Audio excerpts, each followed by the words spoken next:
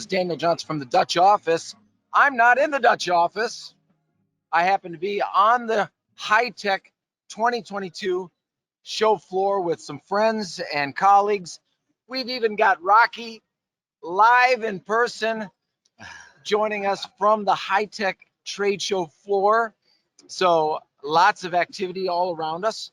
And we are so glad that you're here to join us for this webinar. Important topic on the subject of cyber security insurance.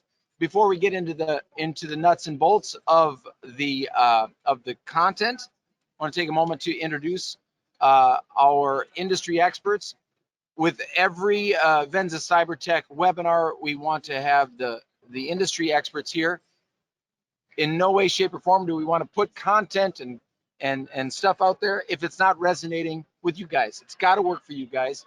So let's find out who's taken time out of their busy schedule here in Orlando to join us for this webinar. Jim, would you mind introducing yourself? Be glad to, and it is good to be here at the 50th anniversary of HITEC. Good to mention. Yeah, pretty notable for sure. My name is Jim Stark. I'm the CTO for a company called Regency Hotel Management. We're located in Sioux Falls, South Dakota, and manage about 60 facilities throughout the Midwest. Pretty broad portfolio. Some are branded, some are independents, but a little bit of everything in our portfolio. So yeah, a lot of variables. Good to have you, Jim. Thank McLean, you. tell us about yourself. All right. Well, I'm McLean. I'm coming all the way from Canada, in Toronto specifically. Work for a company called Invest Hotels. We're a Canadian-based operation. We own, manage hotels across Canada from coast to coast. It's really exciting to be here. I'm part of the HITEC Advisory Council and seeing everyone in person. It's been amazing. But back to my profile. In Canada, we have every most I guess branded hotels. Some of which are managed by us, and some managed by the brands. But we have from the select group hotels to the high-end hotels, that from a Fairmont, from a Comfort to a core branded hotels. Okay. And we've been using your product, and I'm just glad to be here. Yeah, We're glad to have you. This. And we're glad that HFTP has organized Toronto HITEC 2023 in Toronto to reduce your commute time. My commute time. Yeah. That's it. They must really like you. Yeah, That's really nice. It was done all for me. Yeah. That's, well, you're worth it. I know. Okay, so and then the other bookend, the other Venza CyberTek bookend. Holding up the smart guys. Yeah. We got Paul West. Paul is on the customer success team with Venza CyberTek, and he's also a licensed cyber insurance specialist. So Paul's going to be leading the presentation of content, and we'll have a discussion from there. But Paul, just you want to introduce yourself a little bit? Again, it's Paul West, and again, a history of technology, doing what these guys did for the hotels and hotel chains at the top level and all the way down. And but I kind of parlayed everything I've been doing into security, compliance, and regulations, and insurance is part of that. And cyber insurance I found to be a necessary piece of the puzzle. So just this is, I mean, it is a growing concern. All right, we're getting keep talking. Okay, just a little audio visual. This is live, so we want to make sure everybody's heard, etc. So the subject of cyber insurance, cybersecurity insurance, it used to be kind of an extra thing, or kind of on the periphery years ago, and it's kind of growing to be a ubiquitous component of the layered security approach, right? Sure. Right, Paul? For sure. And I can tell you that this, and we were talking about this earlier, and there was a former president in a World War II U.S. General who always said plans are useless, but planning is essential. It was Dwight Eisenhower, and the point is the planning part of that is the last layer of your security protection. Yeah. And what can help your company and your property, and that is cyber insurance. And what it was just started as liability, cyber liability insurance. In fact, a lot of people still call it that. It's really a misnomer because it was designed for the good old days. Boy, do we long for the days when you had an email with a virus attached to it, and if you sent it out, then you would be sued by a third party, someone else, and that is really liability, the cyber part of liability. So if we could only get that as a problem nowadays, we'd be wonderful. No kidding. But and now it's sort of grown into something different, and it's not your, again, I always say it's not your mother and father's, product, cyber insurance. It is specific. It shouldn't be bolted on as a part of your commercial liability or your professional liability. It is a specific part. It could be an endorsement of such in places, but what's on it is specific to what is needed. It must be spelled out, and it is part of the contract. So again, what people are trying to do in general is retain the risk of something happening, which means you're just winging it, okay? Or mitigate the risk, which is you're taking preventions, but you have this last layer, or you're going to transfer the risk completely, and that's an insurance kind of terminology, sort of to say. So let me ask, anecdotally, I've heard conversations. People say, "Well, I don't know if I really need to do a full-on security program because I'm already paying for my cybersecurity insurance." Do people actually think that way when it comes to cybersecurity insurance, or is that passe? I mean, is that maybe a few in the past? Well, here it is. If it's a necessity to have it, but in order to get it, you must be doing all the things that we're supposed to be doing anyway. Yeah. How ironic is that? Yeah, and it makes perfect sense. There's also, so you have there is all the regulatory and compliance, PCI compliance that we know with credit cards and whatnot.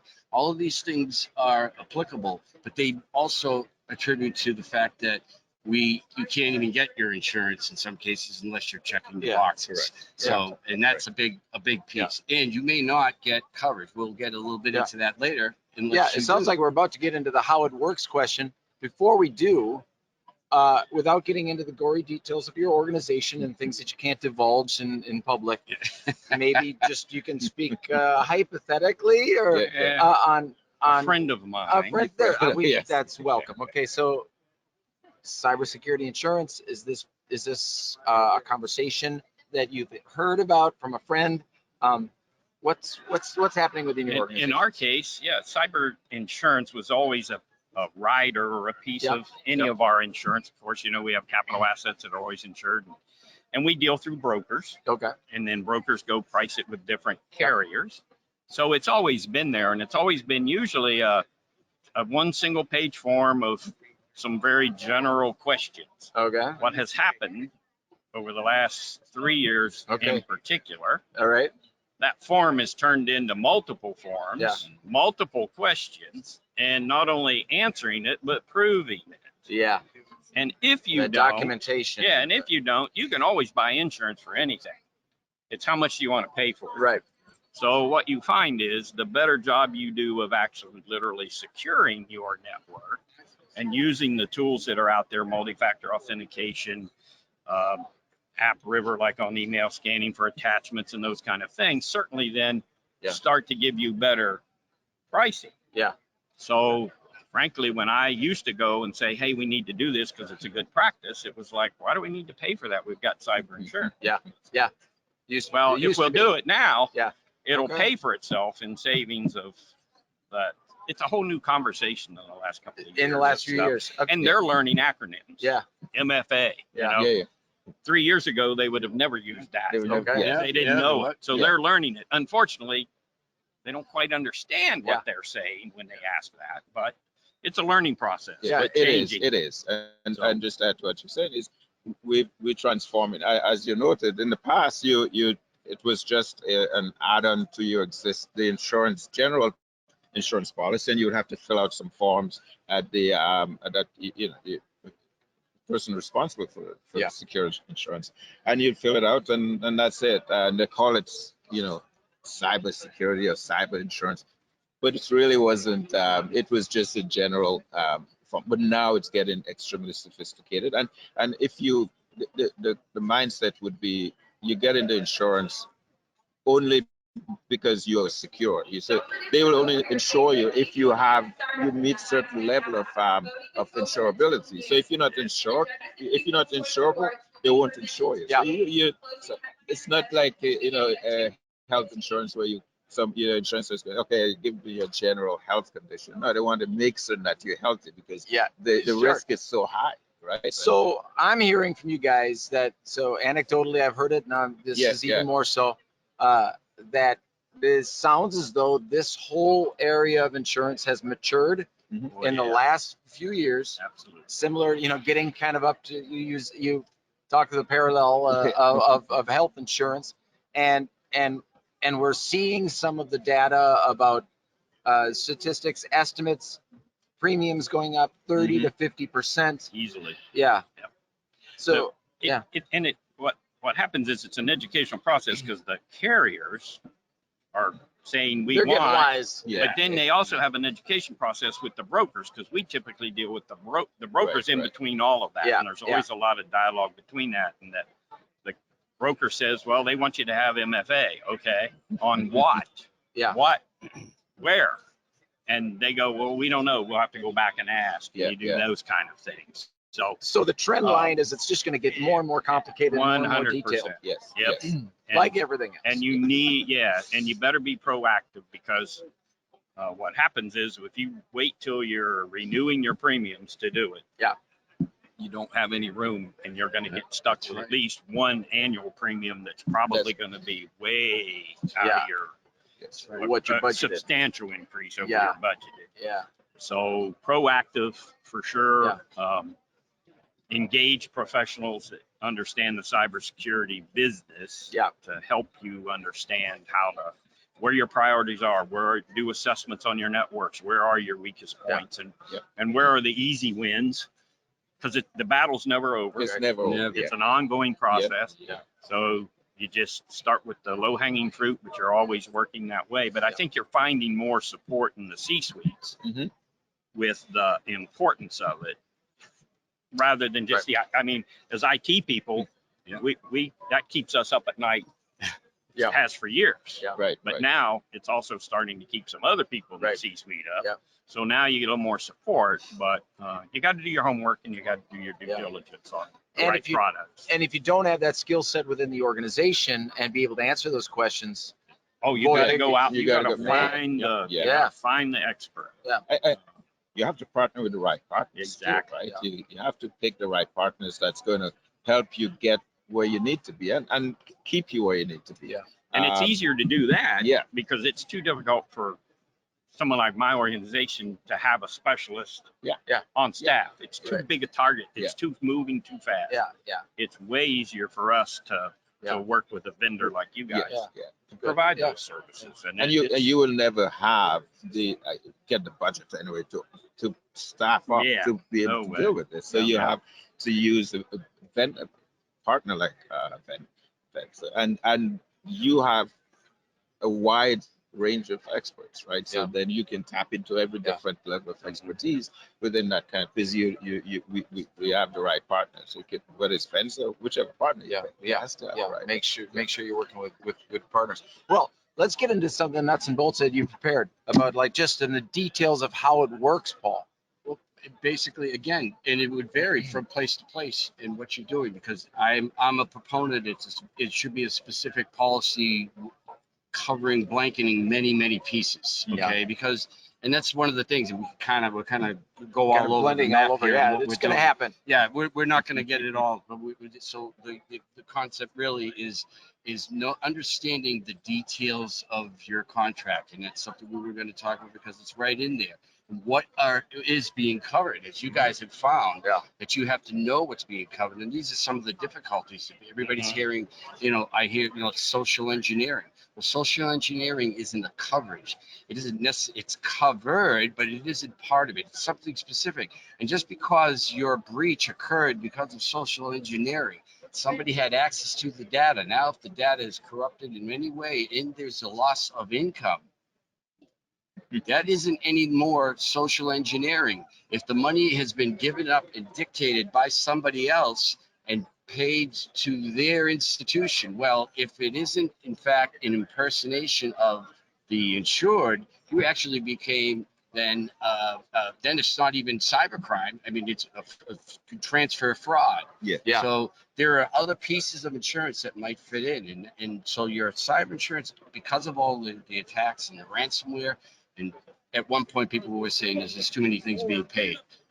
More attacks because they're just paying it out of insurance. Well, how long did you think the insurance? You guys already know. It's not going to happen. So the things have changed. You've seen the limits have changed, and that's the thing.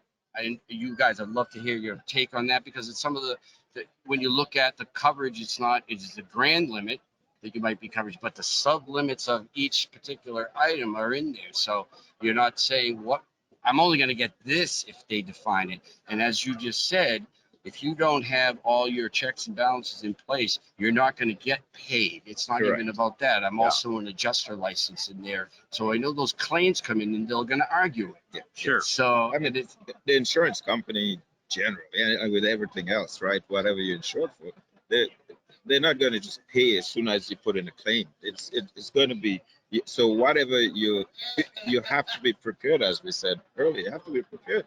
So if you have insurance and it's covering certain things, you better make certain that the requirement for that insurance is being upheld. Otherwise, it changes. You could be in a state of certification now, and 10 seconds later you're not. So it's really always a moving part. It is a moving target. So, and you're right, because that's what will happen, right? Yeah. Because the people will change and they'll argue that fact. They'll use it to. They'll look for a vulnerability that you did not address. Yeah. But and you may have loss of business insurance, and you go, "Whew, that's good." It doesn't matter. Loss of business is still going to impact your business. And you may get some financial remuneration for that, but it still hurts your business. So it behooves you not to ever have to use it, but you better have it. And if you're looking at insurance, don't assume anything. Study the policy, make sure you understand the coverage, and as Paul said, what are the requirements for you to pay me out on that coverage? That's exactly right. Assumptions are the worst thing you can do. You took the words right. I was make that point. It's spelled out right by the experts. So this is a question coming from the ignorant here. With your insurance, do you typically work with a single broker or a selection of brokers, or on this kind of insurance, since it's sort of an emerging? Do you go outside and look for a different provider? Well, because insurance for us, I mean, we handle insurance under insurance, so we have a designated person in our company that takes care of our capital and all of those things themselves. But typically, we'll work with a broker because our business is so complex. We don't want to explain it to 14 insurance companies. We explain it to a broker. Then they go sell who we are and what we need to their pool of providers, and give us different pricing options and who'll cover what at what and that kind of thing. And then they kind of are counselors, and that here's probably our best recommendation for what we know you need. So we depend a lot on them for that primary guidance. Have you found among your peers, other hospitality industry technology leaders, have you found among your peers that the brokers you're working with are well informed on the subject of cybersecurity insurance? Cybersecurity insurance? It's a tough question, right? Just among your peers, because speaking for it all depends on the maturity of the organization. You have different levels, right? So you could have an organization that is extremely mature, extremely structured, and have all of the right resources and personnel to address all of these concerns. But you have some that is not as mature from a structural point of view. So you may have differences, right? So from my organization point of view, we've got lots of smart guys that takes care of that. So I don't have to worry about the nuances about around insurance details specific, but because we have teams that takes care of it, right? So, but yeah, every organization is different. It's comparable to tax law. Yeah. Yeah. That's You very got to right, eat, Jim. drink, and sleep it every day because it's a moving target. Yeah. It's so difficult And to interpret. and as their claims go up, trust me, they get smarter. Correct. And so, and the brokers are learning too. I mean, this Yeah. is a whole new thing for them. Yeah. So preparation is I mean, you got to educate yourselves, and as we quit being islands, our operations and went IoT and cloud, the vulnerabilities The risk goes down, right? exponentially The risk. went out the roof. So That's the second bullet. What determines the risk? So you got to talk about industry Oh, and yeah. data. Yeah. So Yeah. where is hospitality on this front? Hospitality is up there high, as everyone would expect. Of course, it goes with the credit cards. You Yeah. got the personal account numbers in general. But again, stealing a number doesn't mean it's cyber crime. As some of you guys know, you're not up to date somewhere. And God forbid if someone's tearing off the carbon still, the slide thing, whatever. Knuckle busters you're talking about. It's going to be, so and everyone's a target, and we're here in hospitality, so we stick to that for now, and for sure, because there's so many moving pieces in hospitality, and the data is of value. There's personal information. It's what we call in insurance the CIA of data. So there's the confidentiality of the C, which is the privacy. So what do you have? A ton of personal identifiable information. Yeah. So that's part of that. So privacy, what we do in the compliance piece, you want to keep that in, right? So that's don't let it get out to And you somebody. want to reduce the stuff that's not providing you any value, right? And then your I is your integrity of the data. So it has to have original or authentication, that that it's not corrupted. Part of that in the accessibility or the A, it needs to be accessible. So now those, both of the I and the A, so to speak, are don't let any bad malicious actors back in, because they can take the data. They can also, what can they do? They can keep you from getting to the data. That's accessibility, like we heard with denial of service attacks and all of those.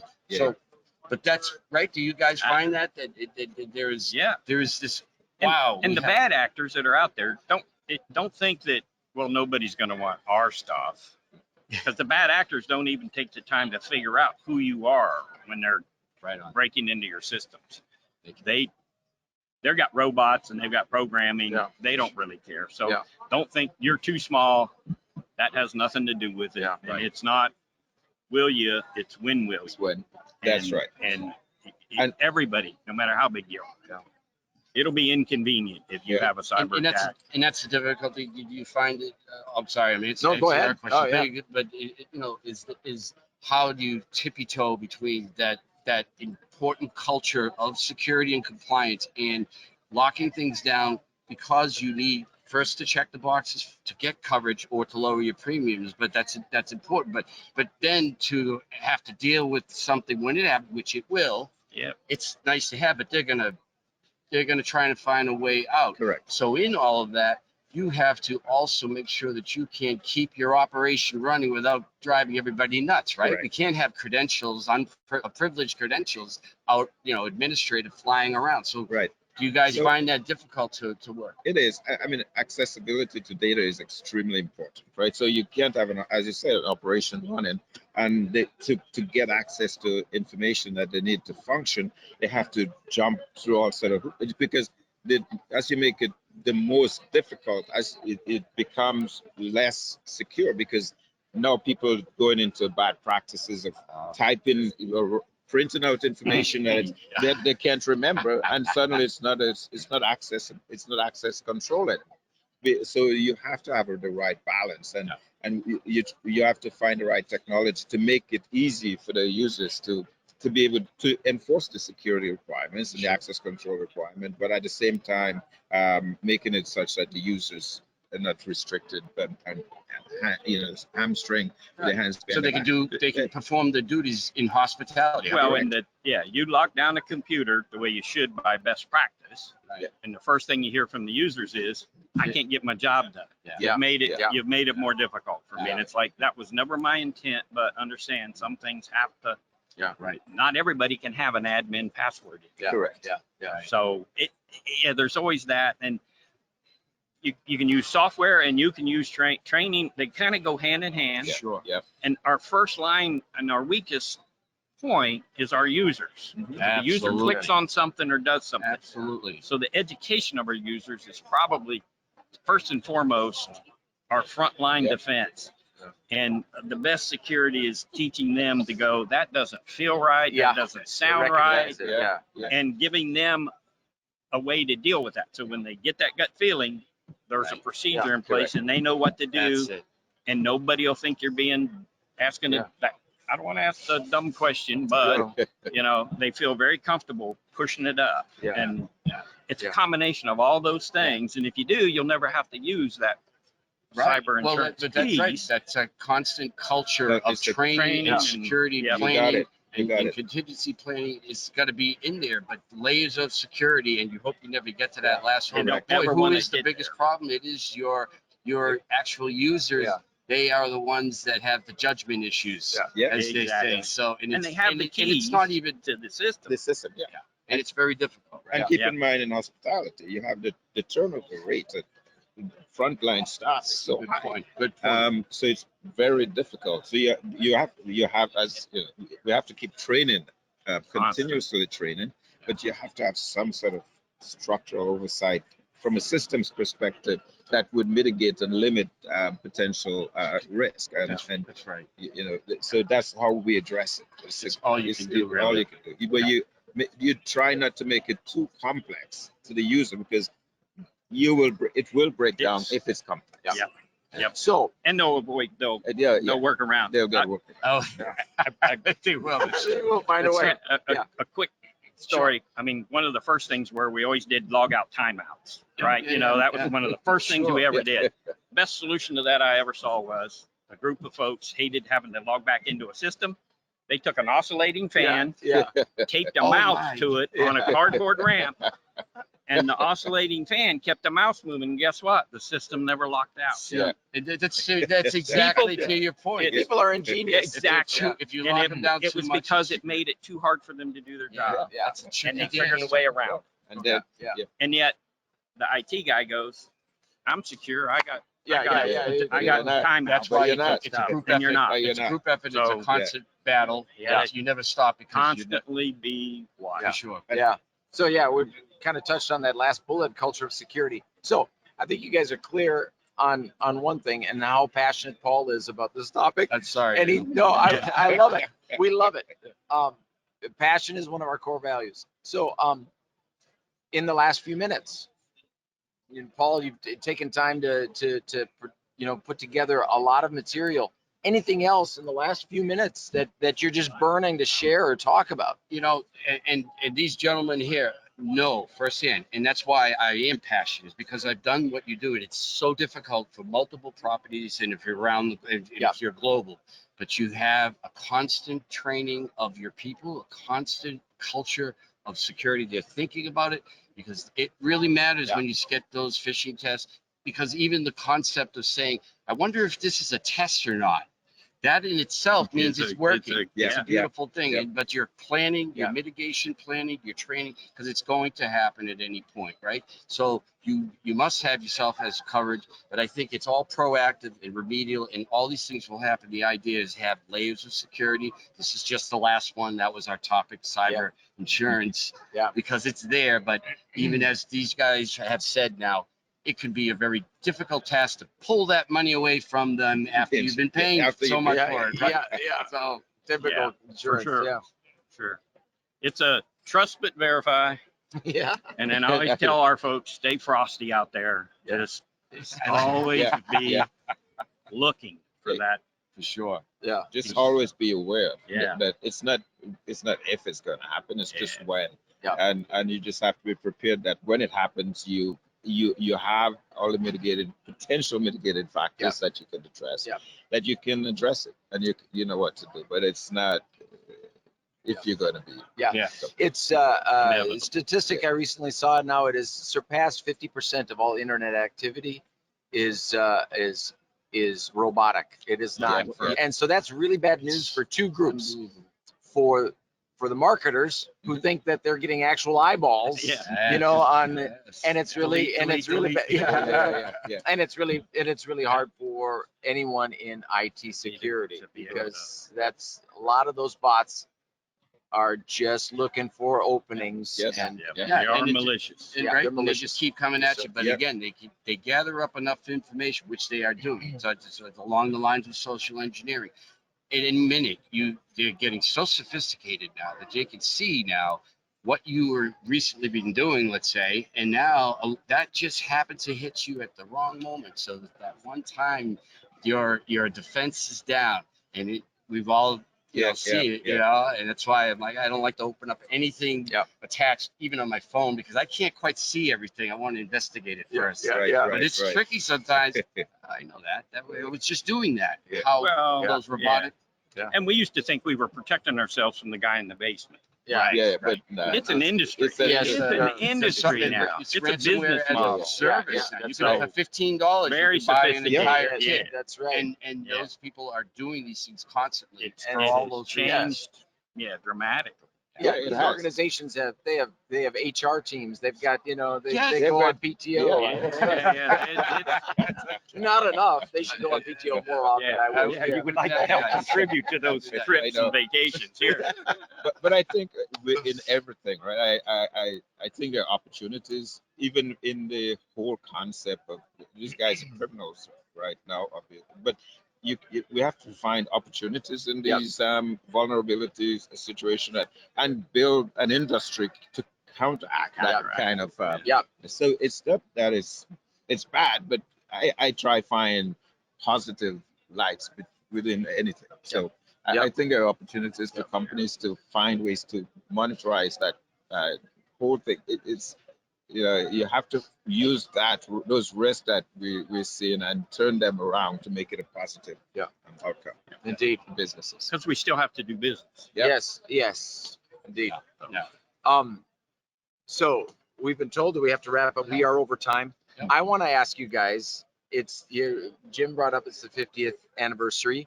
It's been a little bit of an interruption in the last couple of years. I can't remember what happened, but oh yes, now I remember. How has HITEC 22 been for you? What do you think of the show? You know what, for an industry that's really in the social business, hospitality, it's been awesome. To actually, some people that I've met, when I met them, it was like they're a foot taller than I am. And it's like, I only knew you like this. You didn't sound that tall. That's right. So it is awesome to actually meet and shake hands with people. Really hard to and beat, I hope that we have all that behind us, and we're always moving to this, and it's very important. So I've had a ball. And thanks. As I said, I'm part of the advisory council for HITEC, and I was last year too. And when we were looking at last year, some conversation came up and said, "Oh, should we do a hybrid?" Right? And my opinion was, listen, we're in hospitality. We're into having people meet because that's what we come to. So we have to go back to in person and scrap. Forget about the hybrid. Good for you. And then that so we, the board but anyway, I'm so happy that we're back. And I can't wait. Well, for all of you that are out there and couldn't make it, book your tickets next year. We're gonna be in McLean's backyard. Toronto. Right there. Beautiful time. Awesome. Fantastic. Nice. We appreciate you tuning in. Appreciate you guys being here. Thank you so much, Paul, for your preparation for this. Thanks, everybody. Okay, thank you. See ya. All right. See ya. Later.